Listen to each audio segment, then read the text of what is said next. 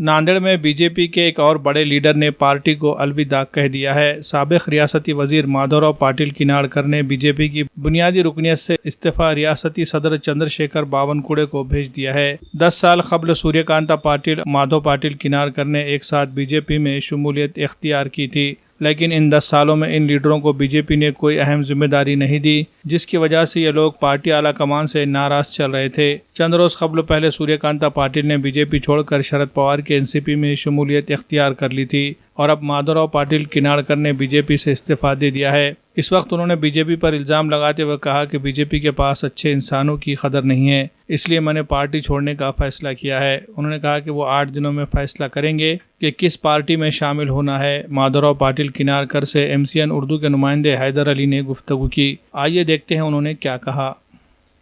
नाज़रीन अस्सलाम वालेकुम, MCN उर्दू न्यूज़ में आपका इस्तकबाल है। आज हमारे साथ फॉर्मर मिनिस्टर माधवराव पाटिल किनाड़कर जी है, जिन्होंने हाल ही में बीजेपी से इस्तीफ़ा दिया है, बीजेपी की रुकनीत से मुस्तफ़ा हो गए हैं और बीजेपी को आए दिन झटके लग रहे हैं। इससे कबल सूर्यकांता पाटिल जो पूर्व मंत्री थे, उन्होंने भी इस्तीफ़ा दिया था और माधव पाटिल किनाड़कर ने भी आज इस्तीफ़ा दिया है 2 दिन कबल। आइए जानते हैं इस्तीफ़ा देने की वजूहत क्या है, इनसे तफसीली मालूमात और बातचीत करते हैं। माधव पाटिल साहब, MCN में आपका इस्तकबाल है। नमस्कार। नमस्कार। आपने हाल ही में बीजेपी से इस्तीफ़ा दिया है, अपनी रुकनियत से और सभी ओहदों से इस्तीफ़ा दिया है, तो इसकी वजह क्या हो सकती है? देखो, हर एक कार्यकर्ता अपने एक पार्टी का चयन इसलिए करता है कि उसके पोटेंशियल्स को वो वहाँ पर अवसर लोगों के सामने जाने का और लोगों को प्रभावित करने का और पार्टी को फ़ायदा करने का और खुद की भी इमेज बढ़ाने के लिए मौका देने का, इसी कारणवश वो पार्टी में जाता है। क्योंकि अकेले कुछ परिवर्तन की भाषा अगर वो करता भी है, उसके दिलो दिमाग में अगर बात है भी, तो अकेले की क्षमता कम पड़ती है। तो इसलिए किसी पार्टी के सहारे, पार्टी के ताकत पर, संगठन के ताकत पर, कार्यकर्ताओं के बल पर और पार्टी की विचारधाराओं के आधार पर वहाँ पर राजनीति में वो कार्यरत रहता है। मैं भी उसी ढंग से यहाँ पर भारतीय जनता पार्टी से 2014 से उनसे संलग्न रहा और गए 10 साल के अंतराल में अगर मुझे जो कुछ अनुभव आया तो मुझे पता लगा कि वही ये इन्होंने जो भी कुछ बातें कही है लोगों से और सत्ता हस्तगत की है, उसको वो पूरी ज़मीनी स्तर पर नहीं ला सके। हालांकि परिस्थितियां बहुत सारी बिगड़ती गई और जिस कॉन्स्टिट्यूशन के सहारे, अगर कॉन्स्टिट्यूशन के सामने मद्देनज़र रखते हुए जिस मेन प्रिंसिपल्स को उन्होंने तवज्जो देना चाहिए, उसको भी उन्होंने काफ़ी हद तक बिखर दिया है। तो थोड़ा सा डेमोक्रेसी के प्रति या जमहूरियत के प्रति यहाँ पर जो लोगों का लगाव रहता है, कुछ कार्यकर्ताओं का होता है, तो उससे वो क्षतिग्रस्त होते हैं।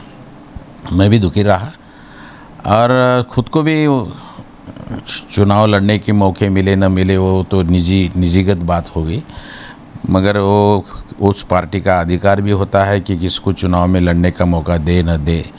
उसके बारे में अगर कोई बोलता है कि मुझे मौका दिया नहीं गया, उसको मैं ज़्यादा अहमियत इसलिए नहीं देता हूँ कि पार्टी किसी को उसको भी ठहराने का अधिकार तो है ही है, मगर पार्टी के स्तर पर, अगर जिला स्तर पर या राज्य के स्तर पर अगर अनुभवी आदमी है तो उसको काम करने का, अपने विचार करने का, लोगों को सामने जाने का और उनको प्रभावित करने का, पार्टी के लिए लोगों की वोट बटोरने का अगर काम भी नहीं दिया जाएगा, खाली बिठाए रखे जाएंगे, तो भी वो भी ठीक बात नहीं ना। तो मुझे वो भी अवसर यहाँ पर दिया गया, ऐसा मुझे नहीं गया, तो ये मुझे काफ़ी दुखदायी रहा। इसलिए इन गिवन सर्कमस्टांसेस मैंने सोच लिया कि 10 साल उनको मौका देने के बावजूद भी अगर वो अपने को किसी भी ढंग से अगर कार्यरत होने के लिए अगर मौका नहीं देते तो पार्टी में रहकर भी क्या फ़ायदा है। और दूसरी बात ये है कि 10 साल का अनुभव भी मैंने ले लिया, विचार में और एक्चुअली कृति में बहुत सारा अंतर अगर दिखने लगा तो वहाँ पर रहने का कुछ कारण भी नहीं बनता। इसलिए मैंने जाने का निर्णय लिया, निकलने का निर्णय लिया। एक तरफ ये भी कहा जा रहा है कि अशोक चौहान बीजेपी में आने से अशोक चौहान के जो मुखालिफ है, आप कट्टर मुखालिफ के तौर पर अशोक चौहान के जाने जाते हैं, उनके बीजेपी में आते ही अशोक चौहान के जितने मुखालिफ हैं वो धीरे धीरे बीजेपी छोड़ रहे हैं, तो कहीं ना कहीं ऐसा है? नहीं, देखो, पूर्वानुभव जो भी कुछ भी रहा होगा लोगों का, उसके आधार पर ही लोग अपना ये विचार ऐसे तुम्हारे जैसा रखते हैं। मगर अशोक जी जब भारतीय जनता पार्टी में आए, वो तो पार्टी का निर्णय था, वो दोनों में जो कुछ भी बातें हुई होंगी उसके आधार पर निर्णय था, और उनको जब लिया गया तो पार्टी के भले के लिए लिया गया होगा। वो अनुमानित तौर पर कि जिनके खिलाफ यहाँ पर भारतीय जनता पार्टी यहाँ पर लड़ रही थी, तो उनके लिए जो मुख्य आदमी था तो अशोक जी ही थे वहाँ पर कांग्रेस की तरफ से। अब अगर इस चुनाव में अगर हमको जीतना है, तो अगर वही अगर हमारे पार्टी में आ जाते हैं तो शायद जीतने की संभावनाएं बढ़ जाती है। ये तो कोई भी अनुमान लगा सकता है, मगर ये राजनीति में 2+2 बोले तो 4 नहीं होता है, वो 11 भी हो सकता है और 2 भी रह सकता है। तो ये अनुमान उनका गलत निकला। लोगों की सोच कुछ अलग थी, नेताओं की और पार्टी की सोच कुछ अलग थी, और आपको मालूम है कि लोकसभा में लोगों ने किस तरह से ढंग का निर्णय लिया। अभी आप कौन सी पार्टी में शामिल होने वाले हैं? घर वापसी की चर्चाएं ज़ोरों पर है, या फिर आपने भी कुछ इस बारे में फैसला लिया है? देखो, राजनीति में कोई भी चीज़ विचार के बगैर कही नहीं जाती है। शायद आगे चल के वो विचार सही रहे गलत रहे, वो तो लोगों के ऊपर निर्भर रहता है, वक्त के ऊपर निर्भर रहता है, मगर निर्णय लेते वक्त तो थोड़ा सा विचार भी करना पड़ता है।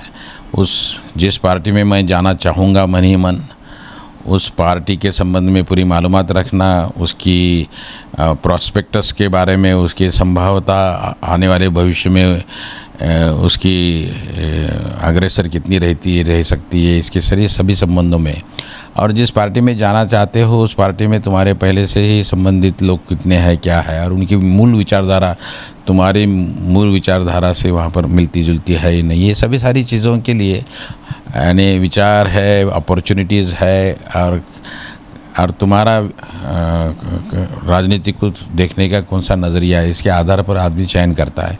मैं भी करूँगा, और आपको जल्द ही पता लग जाएगा आने वाले 8-10 दिन में कि मैं किस पार्टी की तरफ अग्रसर हो रहा हूँ। अगर पार्टी आपको, जैसा असम्बली इंतखाबात है उसको देखते हुए आपको पार्टी अगर इंतखाबाती मैदान में उतारती तो आप तैयार है उसके लिए? देखो, राजनीति में जब आदमी जाता है तो हर वक्त, हर घड़ी, हर क्षण पर एक तो उसकी लड़ने की तैयारी होनी चाहिए, मगर ज़रूरत ये है कि पार्टी उसके लिए एग्री हो जाए। अगर पार्टी ऑर्डर करती है जिस पार्टी में मैं जाऊंगा, तो उसमें उसके लिए किसी भी यानी चुनाव के लिए मुझे तैयार रहना चाहिए। मगर निजी तौर पर बात अगर कहनी है तो मैं ऐसा आग्रह किसी को भी, जो भी पार्टी में जाऊंगा, कि मैं चुनाव लड़ूंगा ही, मुझे लड़ना ही है, ऐसी बातें मैं नहीं करूंगा, क्योंकि वो पार्टी के विचार पर है, उनकी इच्छा के अनुसार ही वहाँ पर होते रहेगा। उनकी इच्छा सर आँखों पर लेकर मैं काम करूँगा। कम से कम मेरी इतनी ही अपेक्षा है कि पार्टी का विचार और पार्टी का विस्तार के लिए मुझे काम करने का, जिला में या राज्य भर में मुझे काम करने का मौका अगर पार्टी देती है तो मैं खुश रहूँगा। तो नाज़रीन, ये थे माधवराव जी किनारकर, जो उनका कहना है कि वो पार्टी, अभी जो पार्टी जाएंगे, कौन सी पार्टी में जाएंगे उसका फ़ैसला वो बहुत जल्द लेंगे, और अगर पार्टी उन्हें मैदान में उतारती है तो वो उसकी ख्वाहिश रखते हैं और पार्टी के विचारधाराओं के साथ काम करने का वो कोशिश करेंगे। Haidar Ali, MCN Urdu news, Nanded. हिंदुस्तान की सबसे मजबूत इलेक्ट्रिक बाइक जॉय ई-बाइक अब नांदेड़ में भी हो रही है दस्तयाब। जी हाँ, ग्रीन राइडर को नांदेड़ में जॉय ई-बाइक का ऑथोराइज डीलर बनाया गया है। मर्द व ख़वातीन के अलावा कॉलेज के तलबा की ज़रूरत के मुताबिक जॉय ई-बाइक 4 अलग अलग मॉडल में दस्तयाब है, जिसमें म्यूहूस, वोल्फ और जेननेक्स नैनो।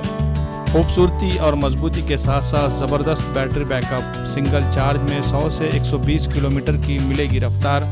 कम से कम डाउन पेमेंट देकर EMI पर भी मिल सकती है गाड़ियाँ। मज़ीद तफसीलात के लिए शोरूम का पता है ग्रीन राइडर जॉय ई-बाइक, रूबरू शिव मंदिर, चैतन्य नगर, एयरपोर्ट रोड, नांदेड़।